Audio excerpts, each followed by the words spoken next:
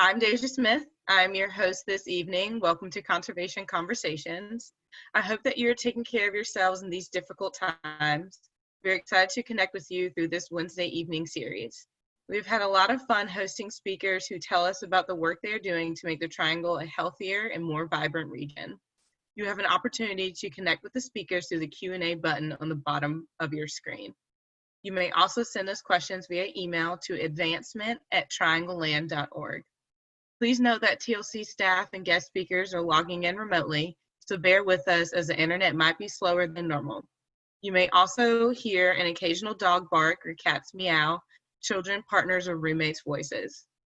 Since 1983, TLC has, with thousands of members, protected over 20,000 acres of land and 141 miles of stream across Wake, Orange, Durham, Johnson, Lee, and Chatham counties.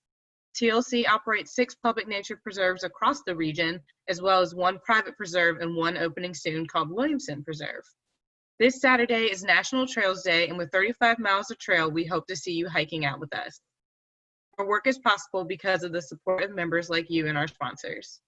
Joining us tonight is East Coast Greenway's Virginia and North Carolina coordinator, Sarah Stanford, and TLC's development manager, Casey Therrien. And before we get started, we have a quick message from our executive director, Sandy Sweitzer. Unmute, sorry about that. So on Saturday, we celebrate National Trails Day, which is a day to celebrate trails around the country that invite people to enjoy the healing power of the outdoors, as so many of us have during this pandemic. In light of the tragic incidents that have shaken our country, I wanted to say something about the importance of everyone feeling safe and welcome on our preserves. TLC is committed to protecting wild and working lands for the health and enjoyment of all people. We, as an organization, value the diversity of people along with the biodiversity of species. Sadly, in the past few weeks, we've had 2 clear and terrible examples showing that there is no outdoors for all because of the deeply ingrained racism that exists in our country. Ahmaud Arbery, a Black man, was murdered by white men while out on a run. And Chris Cooper, a Black man, was harassed by a white woman while birding in Central Park. And though it wasn't specific to conservation, the murder of George Floyd has once again reminded us that there are 2 different sets of rules for public behavior in America. This violence against Black people must end. Actively working to dismantle systemic racism is the only way TLC can fulfill our mission to connect all people with nature. For example, TLC requires dogs to be leashed on our preserves, and we often hear complaints about people not following the rule. While we hope nothing like what happened to Chris Cooper ever happens on our lands or anywhere, the reality is that a similar situation could happen anywhere due to systemic racism and inequitable power structures in the United States. Some people have asked why a land trust would or should care about racial equity. There are a multitude of reasons. The first being that diversity makes our conservation efforts and our organization stronger and more successful. The words of Dr. Martin Luther King said 60 years ago, unfortunately, are still true today. If you fail to act now, history will have to record that the greatest tragedy of this period of social transition was not the strident clamor of bad people, but the appalling silence of the good people. To be honest, as a land trust, we must acknowledge that every acre of land that we live on and that TLC conserves has a long history of people who lived and worked on it who are often forgotten. For generations, Native Americans and Mexicans stewarded the land that white people took from them to create and expand the United States. Enslaved Africans worked on the land, building wealth enjoyed for generations of white people, which contributes to economic disparity today. Eventually, some descendants of those enslaved people were able to buy small amounts of land. In 1910, rural African-American farm families held between 16 and 19 million acres of farmland. The latest census of agriculture shows that the amount of land held by African-American farmers with active farms has dropped to just over 2.5 million acres. Some of that is due to urbanization, but much of it was taken from them through threats of violence, lynching, and racist laws. It's also a sad fact that much of the history of access to open space protection is inextricably linked with injustice and equality. Yellowstone National Park is one example of how Indigenous people were removed from their land in the name of conservation. Finally, since TLC is conserving land in perpetuity or forever, we strive to build a broad coalition to carry conservation work forward long after we're gone by reaching out to and including younger and more diverse communities. We strive to tap into their love for the outdoors or to develop that love. It's vital for the future of the land we protect, but it's also the right thing for TLC and our community.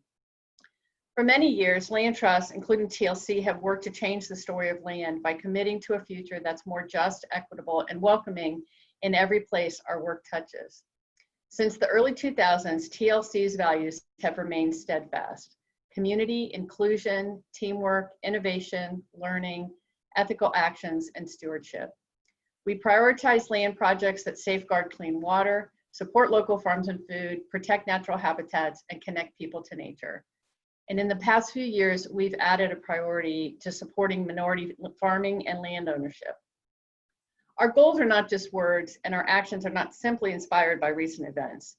For more than a decade, TLC has conscientiously focused on increasing diversity and inclusion in all of our work, from board leadership to land projects and programming, to hiring practice, partnerships, and intentionally using people of color and women-owned vendors. TLC's 2025 Strategic Action Plan calls for doubling the pace of conservation and has racial equity metrics and goals woven throughout. TLC is committed to continuing this journey to develop a richer, more productive, and authentic workplace, not just by celebrating diversity, but working to become an anti-racist organization. I'd like to take a minute to share some examples of what TLC has done. Sometimes TLC still tells the story, part of the story of the history of our properties and their previous owners through the name. For example, Irvin Farm, Brumley Forest, Williamson Preserve. When TLC opened Horton Grove in 2012, we named the trails in honor of the enslaved people and their descendants who worked on the land and lived on it for generations. Right now, we're working to document and share histories of the African Americans who lived on and around the future Williamson Preserve. TLC board members are recruited for their commitment to conservation and their expertise, but we also use a diversity matrix that includes geography, since we serve 6 counties, gender, age, and race. We've expanded the places we post job announcements and the way we post them. In addition, before managers review resumes, they are blinded to remove information that might indicate race, which results in implicit bias. We also ensure that our interview committees are diverse. We prioritize working with minority-owned vendors, and since 2016, TLC has paid for all staff to complete a 2-day training with the Racial Equity Institute. We also provide numerous training programs, workshops, webinars, discussions, and staff retreats to examine how racism impacts each of us and our work. This work is ongoing and has been eye-opening and transformative for many of us. These are small steps, and we strive to do more. TLC is committed to a more just and equitable future where everyone has access to the outdoors and an opportunity to foster a love of wild and working lands. We're glad to see that Audubon, the Land Trust Alliance, the Nature Conservancy, and many other conservation partners are working for the same reality. In order to inspire a love of the outdoors for all people in the Triangle, everyone must feel welcomed and safe on our properties. We will continue to do this, to welcome everyone to the outdoors, to work with a diversity of partners to accomplish our work, and to ensure the benefits of land conservation are enjoyed by everyone. We're making mistakes, we're learning from them, but we're trying, and we're becoming an anti-racist organization. It's a path that we are dedicated to following. If you have any questions, concerns, or comments about our diversity, equity, and inclusion work, I invite you to send me an email. You can find it on the website. It's ssweitzer@triangleland.org, and I'd be happy to set up a time to talk with you. Thank you again for coming tonight and for joining us on this path to becoming an anti-racist organization and community. Thank you.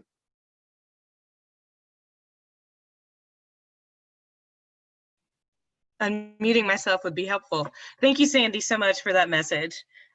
Up next, we have Casey Therrien, TLC's Development Manager. Casey started at TLC in July 2018. Originally from Colchester, Vermont, Casey brings over a decade of fundraising experience, working with donors, managing volunteers, campaigns, events, and databases. Casey's focus on human rights and humanitarian organizations allowed her the opportunity to attend two United Nations forums, the United Nations Framework Convention on Climate Change in Poland in 2008, and the 8th Permanent Forum in Indigenous Issues in New York in 2009. Casey has a master's degree in nonprofit management with a concentration in human services from Northeastern University and a bachelor's degree in political science with a minor in sociology from SUNY Plattsburgh. Prior to joining TLC, Casey worked for the Organization for Tropical Studies, an international organization located in the US, Costa Rica, and South Africa, with 4 remote research stations as a key member of the development department, raising money to provide leadership in education, research, and the responsible use of natural resources in the tropics. Casey, the floor is yours. Thanks, Deja. Well, many of you probably know my colleagues from their work with monitoring conservation easements, planting native wildflowers, building trails, or conserving and stewarding the land. Most of my job is done within the building, within our offices, or from my home office now. And I work to share what the program staff is doing with my colleagues in the advancement department. And all of our work is possible thanks to the supporters and members like you logging in tonight.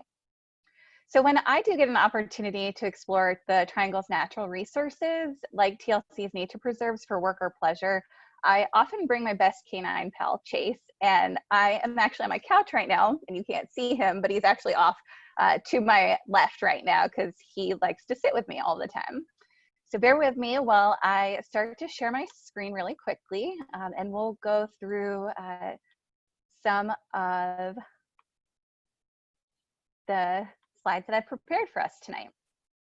So while this is loading, I grew up in Vermont, and I'd like to joke that, there are 3 to 4 months without snow or without being below 0. And for the most part, that's true. It might be a little bit of an exaggeration, but during the time that is available for us to be outside, you could find me hiking on the Green Mountain, throughout the Green Mountains. And Vermont mountains, all of them are called Green Mountains, but only 12 are technically a part of the Green Mountains. Some of them you might have heard, like Mount Mansfield, Camel's Hump, or Mount Philo, and those are the 3 that I would typically use. And so these are a couple of pictures of Chase as we were walking up. So obviously the one on the right is from the fall, and then this one on the right is the fall, and this one is when he was a little bit younger. And the Green Mountains in Vermont are technically a part of the Appalachian Mountain Range. And if you look at the top right in the light pink, that number 1, where Vermont and the border of upstate New York and Canada are, it's called the Champlain Valley. And that's where I grew up, along Lake Champlain, so the lake in between Vermont and New York and Canada. And my partner, Matt, and I would take Chase on long hikes, and not only for the great physical exercise, but also to spend some time outdoors and unplugging from our devices. So not only would we get really tired from the hiking adventures that we went on, but Chase would as well. And he still doesn't to this day fully sleep through the night, but on days that we would go hiking, he would. So it's an added bonus for us. When we moved to North Carolina about 5 years ago, we were excited to be able to spend more time outside due to the nicer weather. And there's far more than 3 to 4 months of nicer weather here. And we were a little worried, though, that central North Carolina couldn't give us the type of elevation that we were used to hiking. And most of the peaks that I had talked about earlier, the 3 in particular ones that we would frequent the most, have relatively close to 4,000 feet in elevation. And so we were a little nervous that we wouldn't get that type of hiking like we were used to. And so we were really excited when we found TLC, and especially Johnston Mill Nature Preserve and White Pines Nature Preserve. And earlier, as people were logging in, Sandy was talking about how there's one trail in particular on White Pines that just, you imagine that you're on a mountain. And similar to Johnston Mill, though the elevation isn't quite as high, the luscious greenery and the peacefulness remind us so much of home that these are two of our favorite places to go. So here are some pictures of Johnston Mill. The bridge photo on the right is over the New Hope Creek, and that's what the little boy is playing in on the picture to the left. And I just think that this is really beautiful. I really love also White Pines Nature Preserve, and just the water itself. You can see I chose a lot of pictures with water because I think that they're really calming. And the trails that I like, so I've included maps here. For White Pines, the trails that I like are the Yellow School Kids Trail that connects to the river trail. And I particularly like the confluence, so the coming together of the Rocky and Deep rivers. So there's a beautiful bench at the head of the confluence there for the trails that you can just sit there, just take a breath or two, and it's really nice. At Johnston Mill, my preferred trails are Bluebird Trails, so it's the blue trail marked on the map to your right, and then Aphid Alley, which is the green trail marker. And I really like the two of them. I like Bluebird particularly for the flora and fauna, but also, but specifically the milkweed that you can see, and there's all these birds. And I like Aphid Alley because it's really quiet and peaceful, even though you're in Chapel Hill. So the protection and preservation of open spaces really benefit everyone, from safeguarding clean water to increasing the quality of the air we breathe, to providing access for recreational uses like walking, biking, and birding, and providing protection to natural and sensitive habitats. Studies show that our mental and emotional well-being depend on spending time outside, unplugging, and just being in nature. And that might mean you're just going on a walk on a TLC trail, perhaps with a furry friend, or maybe it's just stepping outside your front door, away from the TV, phone, or the computer.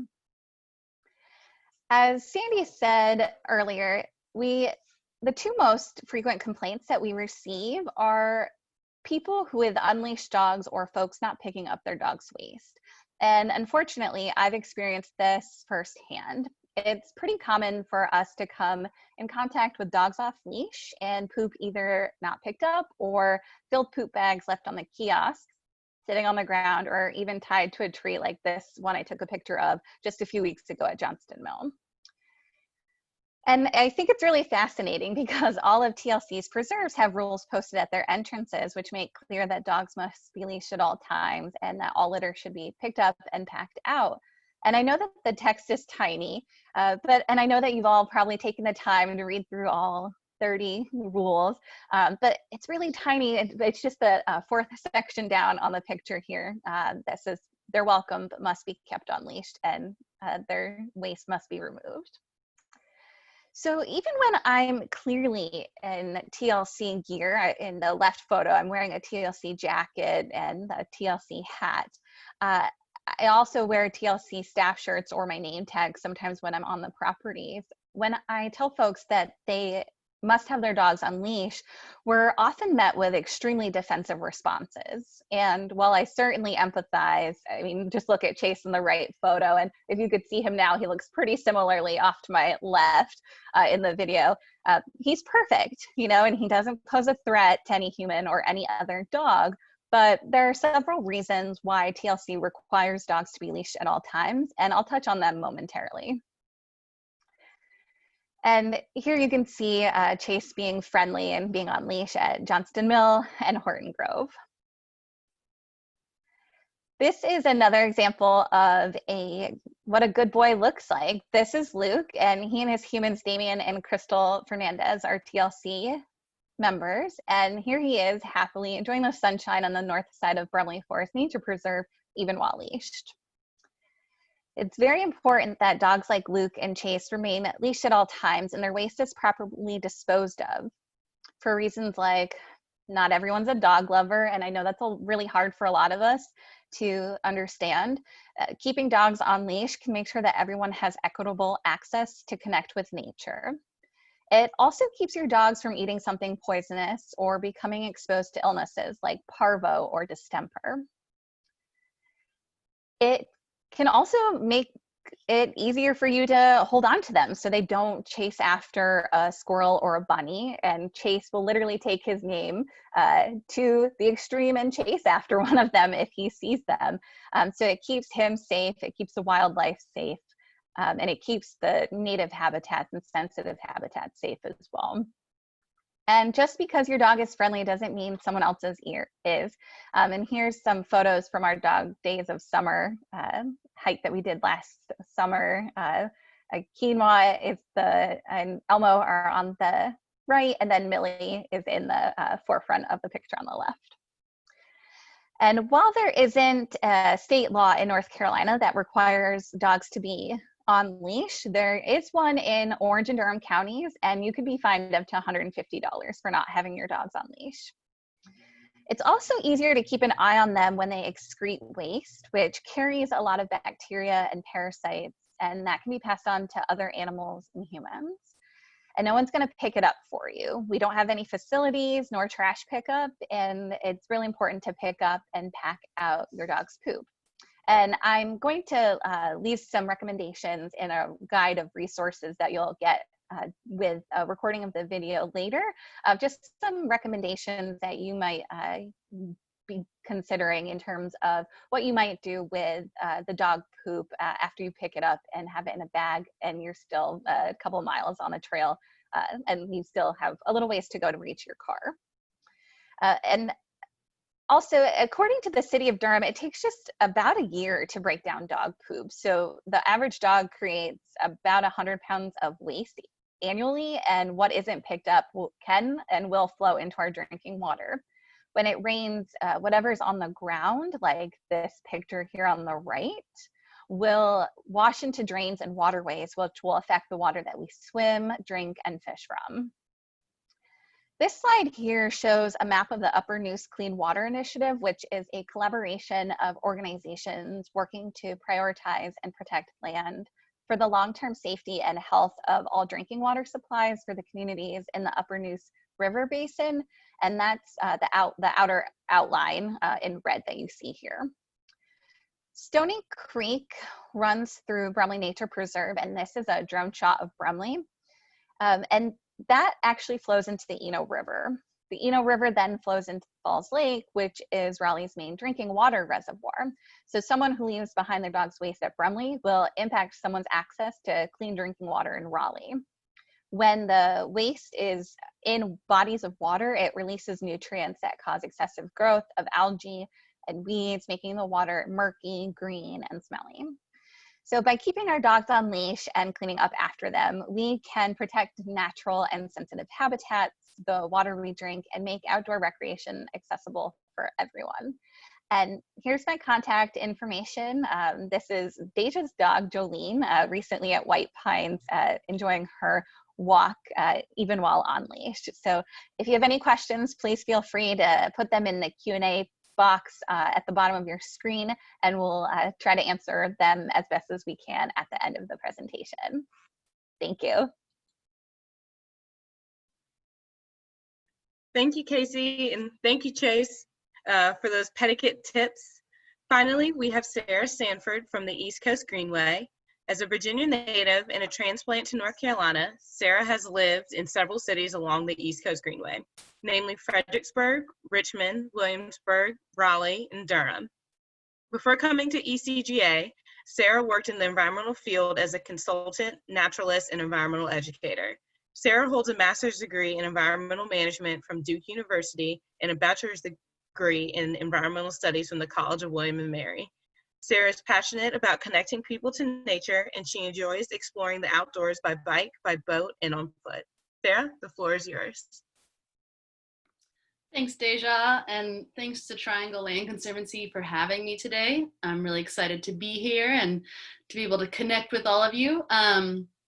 As Deja said, I am the Virginia and North Carolina coordinator for the East Coast Greenway Alliance. We are based in South Durham, although right now we are all based at our home offices. So I'm still coming to you live from Durham, just downtown Durham. And I'm in my sunroom, which right now is particularly sunny, as you can tell, so apologies if there's a bit of a glare with the sun coming in at this angle. I'm gonna go ahead and share my screen so we can get started. Okay. Okay, so as Deja mentioned, we're talking today about the East Coast Greenway, which many of you have heard of, but I imagine there's a few out there who haven't. So the East Coast Greenway is a walking and biking route that stretches 3,000 miles from Calais, Maine to Key West, Florida. And our whole vision with the East Coast Greenway is connecting both the urban and the rural population centers along the East Coast.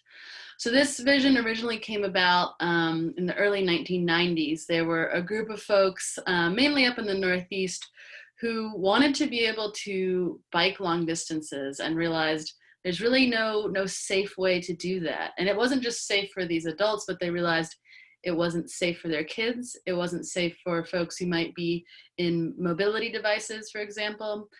So they set out to create this long connected corridor for walking, biking, and other forms of active transportation. And the East Coast Greenway Alliance was formed. So as of last year, we reached about 35% completion of our route. We're currently at a little over 1,000 miles out of our 3,000 mile route, so that's about 1/3 done.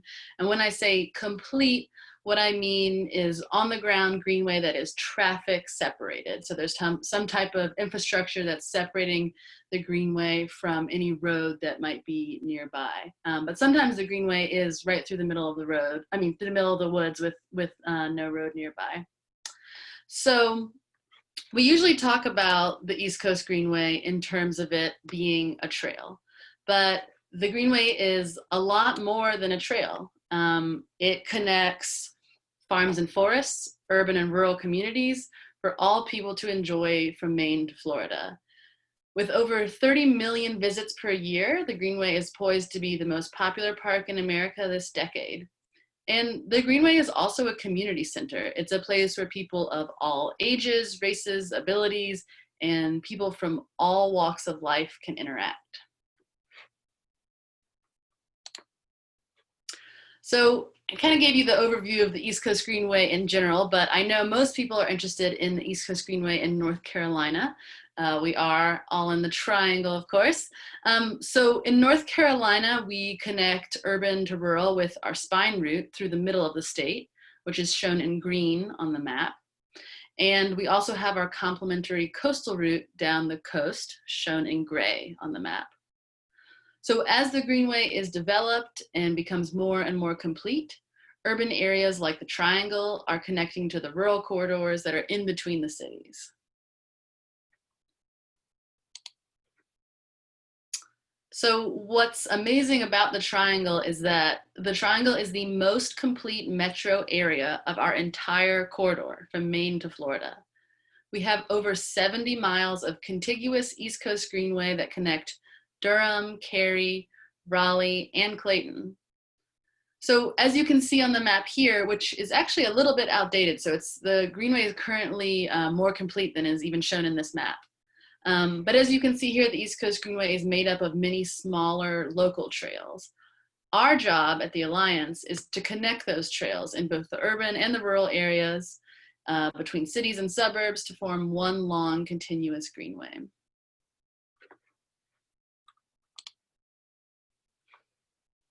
And I'd like to talk about a few of the highlights in the Triangle in particular. These are some photos you all might recognize. One of the best parts of the East Coast Greenway is that it is truly multi-use.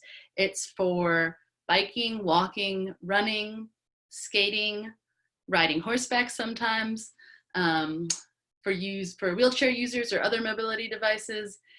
It's also in some parts even used for cross-country skiing, but that's really up in the Northeast. I don't think we're gonna have any cross-country skiing along the Greenway in North Carolina anytime soon. But a few photos here of some places you might recognize along the Greenway in the Triangle. We have the American Tobacco Trail up in the upper left.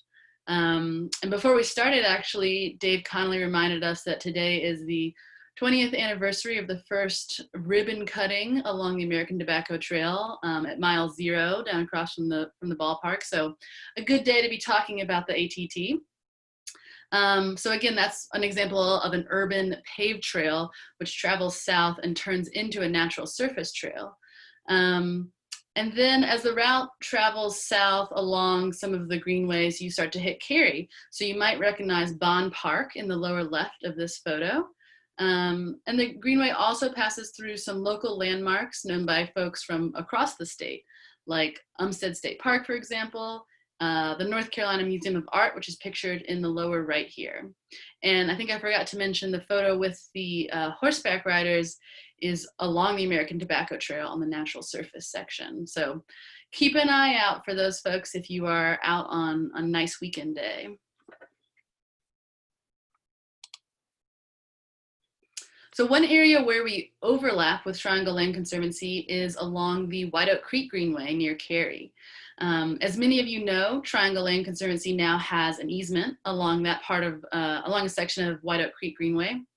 And if you haven't visited this area yet, White Oak Creek is a really amazing wetland habitat. And if you go out on the boardwalk, especially this time of year, you have the perfect observation spot for birding, for listening to frog calls, and for checking out all the other wildlife that are in this wetland. And of course, a key segment of the East Coast Greenway is the Neuse River Trail, just a few miles east of Raleigh, heading southeast. So this segment of the Greenway runs alongside several miles of Triangle Land Conservancy's new Williamson Preserve, following the Neuse River Trail, following the Neuse River as it meanders southeast and crossing the Wake County, Johnson County line, and eventually intersecting with another greenway in Clayton. So if you live along one of the really busy parts of the East Coast Greenway in Raleigh or in Durham and are looking for a more socially distant ride, then I definitely recommend checking out the Neuse River Trail. And simultaneously, it's a chance to celebrate the new Williamson Preserve also in that area. So the good news is that you can bike all of these sections of the East Coast Greenway today, and we have a great mapping tool to help you do that. It's just map.greenway.org, and you can use this mapping tool to plan a day trip, to plan an overnight trip. All you have to do is enter your starting and ending point. So for example, the section that's highlighted in the slide here is along the Neuse River Trail, just east of Raleigh. And you enter your starting and ending point, and it can give you turn-by-turn directions if you're biking, for example. It will show you your total distance, your elevation gain, and some other important information that you'll need for your trip. And this tool is available completely for free for your use, especially helpful for long-distance trip planning if you're interested in that. So again, it's just map.greenway.org. So switching gears a little bit, I wanted to talk more about the benefits of not just the East Coast Greenway, but trails in general, trails and greenways. In the trail world, we talk very often about the benefits, about greenways are good for physical health, they're good for your mental health, they're good, but we also have to quantify those benefits, and it's really important to be able to put numbers on it sometimes. This is something we do when we're applying for grants, for example. So we know that the Greenway brings a lot of benefits to the communities that it passes through, but in order to quantify those benefits, we set up a project back in 2017. We commissioned a study on the impacts of the East Coast Greenway in the Triangle region. So I'm specifically talking about Durham, Cary, Raleigh area. The Greenway does not travel through the Chapel Hill part of the triangle. So Alta, a consulting group, helped us set up this study. And what we found was pretty cool. So if you look on the right here, you can see a summary of some of the numbers. So again, this is just the East Coast Greenway in the Triangle region. But what we found is that people are biking over 11 million miles each year and walking over 7 million miles each year. And all of that exercise adds up to about 1.5 million in annual healthcare cost savings. So these are people who are out using the trail to stay healthy and stay in shape and saving money that otherwise might have been spent on healthcare costs. So that total you see at the bottom there, about 3.5 million annual hours of physical activity. That's a lot of exercise. And one really important focus area here is at the bottom, which has to do with a reduction in greenhouse gas emissions. So when people are using the Greenway to commute or just to get around to run errands, whatever it is, that's a significant reduction in greenhouse gas emissions. So people choosing to bike and walk rather than using their car. So what the study found is that due to the East Coast Greenway, the presence of the East Coast Greenway in the triangle, about 1.1 million fewer pounds of CO2 are emitted each year. And that might not sound like a huge number, but if you think about extrapolating that number for all the communities that the East Coast Greenway passes through up and down the East Coast, that number is definitely going to be in the billions and the trillions as we complete the Greenway in the years ahead.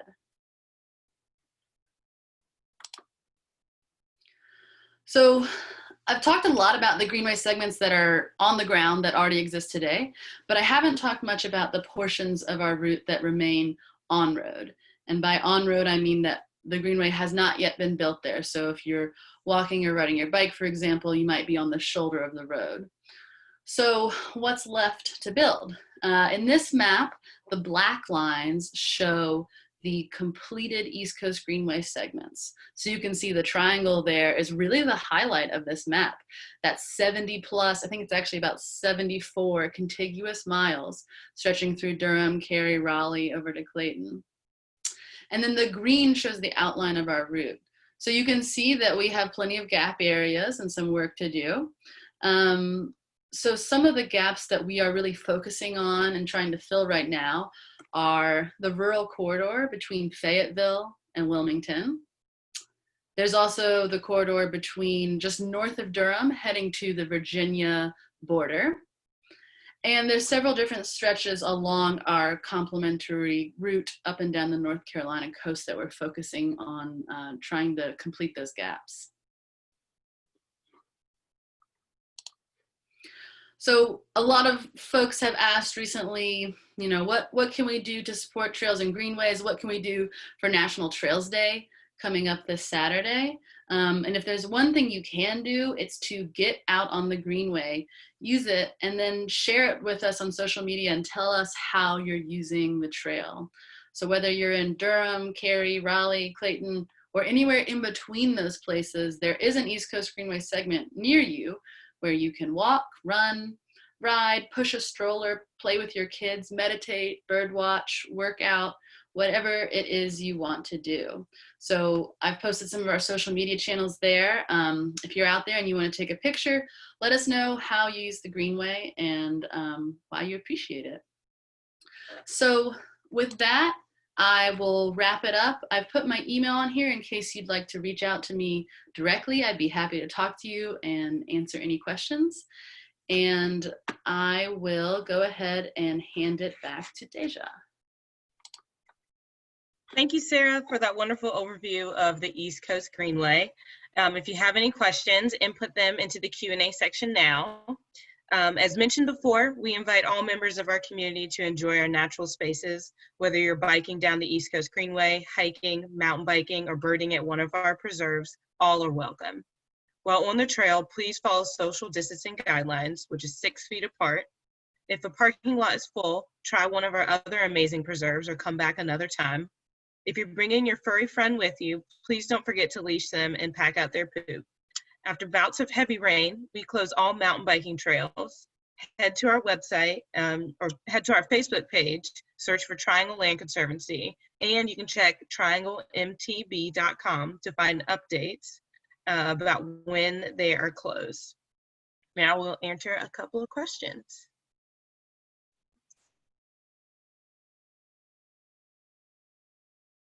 Okay, so first question, are there places to camp along the East Coast Greenway? That's a great question. Yes, there are places to camp along the Greenway. And one thing we are working on right now is trying to secure grant funding so that we can create a Greenway guide so that folks who want to do long distance traveling that's overnight can have recommendations on places to spend the night, restaurants, campsites, etc. So hopefully that will work out in the future. But I can just say the short answer is we try to route as much as possible near existing amenities. So for example, the Greenway travels through a number of state parks. If the state parks are open, most of them do have some form of camping. There's also some county parks that have camping. And then of course there's, private campgrounds as well. The issue right now is that a lot of the parks have shut down due to the COVID-19 pandemic or are partially open and don't have camping.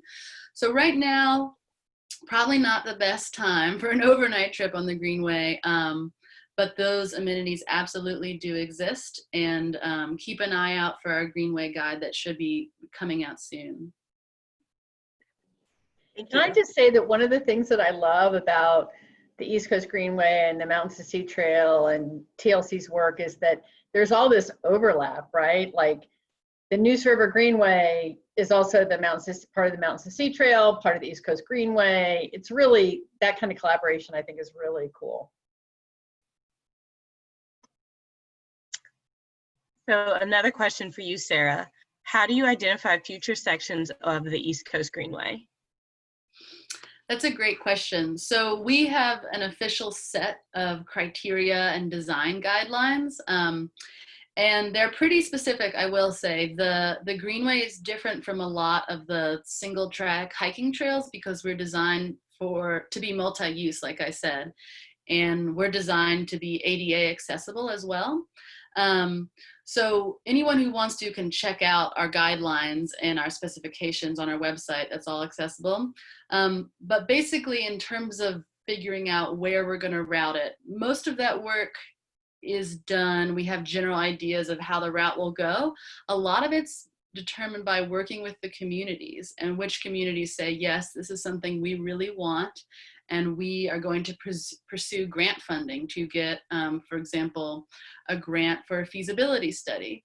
So we never say, we're going to bring the Greenway to this community. It's all about the community has to buy in, and if they don't want the Greenway, that's fine. If they do, then we work with them to help pursue grant funding to get the feasibility study done and then get the Greenway built. And like I said, a lot of our routing has to do with what amenities already exist. The terrain, of course. We are the East Coast Greenway, not the East Coast Mountain Greenway. I will tell you it's a lot easier to route through flat areas than it is through the mountains.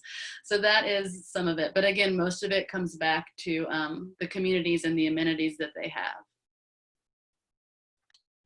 have. Do you have any recommendations for a kid-friendly hike? I think that's a question for maybe all of us about our favorite preserves.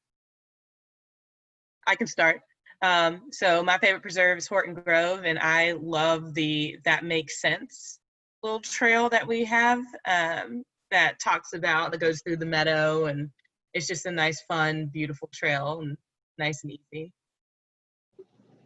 I was going to say that particularly on days like today where it's so hot, I really like it. Johnson Mill, it's there's a creek there, a river that goes through it, and I've often seen kids playing in the water and that kind of thing. So, and it's pretty flat for a lot of it. So I think that's one that I would recommend to hike out there.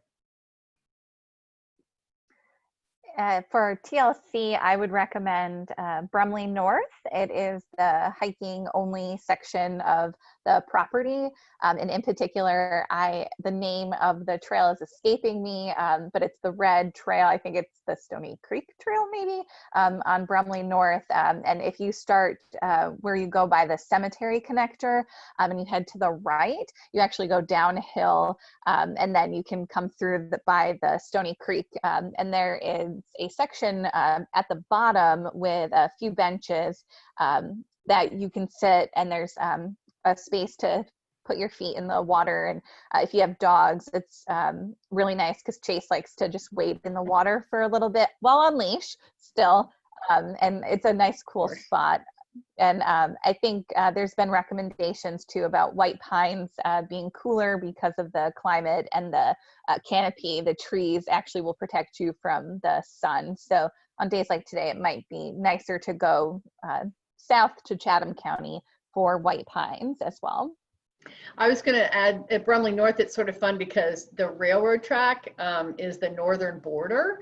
And so it's kind of cool. That point where the bridge is right near where you can see the bridge over the creek. And anyway, it's kind of magical. And it's really wild when the train comes through, right? You're like in this wilderness type area, and then this huge train comes through. So don't go near the tracks.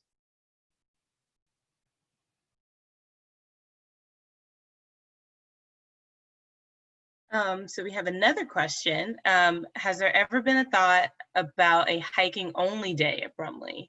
It is very difficult to social distance with bikes. What do you think about that? Yeah, Brumley South, I know you're talking about that. It's a good question. It would be really hard to enforce that, although I suppose the hikers would help enforce it by telling the bikers to go away. One of the issues that we do have is when people running have almost the same impact as bikers when it's wet and muddy. But you know, that is something we could think about. I will say that recently we've had a big issue with a beaver who has dammed up the creek.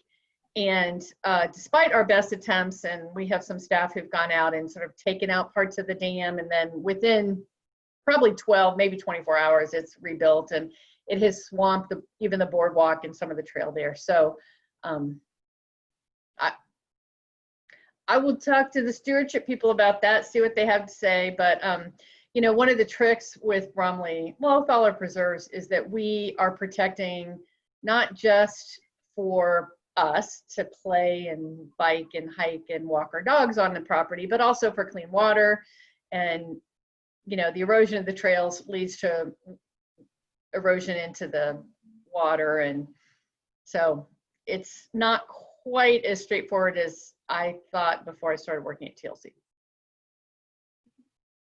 Are there any other questions?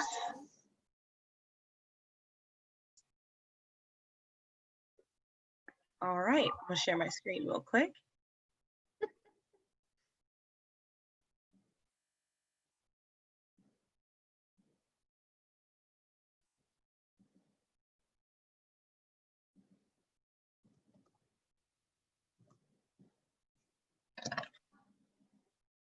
We will be linking all of our resources to the thank you email, and the presentation will soon be available on our website. We welcome you to learn more about how you can connect with nature by visiting our website to find maps and details for our nature preserves, as well as sign up for the hiking challenge, Triangle Explorer, and more. In addition to National Trails Day on this Saturday, we also will be partnering with the Great Outdoor Provision Company, and they are hosting a Land Trust Day at the Raleigh and Chapel Hill stores. They will be hosting 5% off of purchases on that day. So again, Land Trust Day at the Great Outdoor Provision Company, and they will be doing 5% off that day. If there are no other questions, we will see you next time. Thanks, y'all. Thank you. Look forward to seeing y'all in a couple weeks.